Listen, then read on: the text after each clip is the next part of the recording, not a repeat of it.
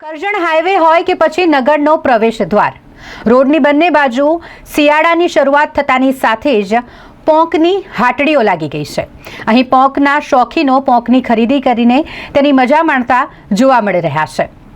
સુરતની આ ફેમસ વાનગી પોંક જે શિયાળાની શરૂઆત થતાની સાથે જ આવી જાય છે, તે આ વખતે સિઝન મોડી પડતા મોડી આવી છે, કારણ કે વરસાદ આવતા ઓનીના પાકને મોટા પ્રમાણમાં નુકસાન થયું।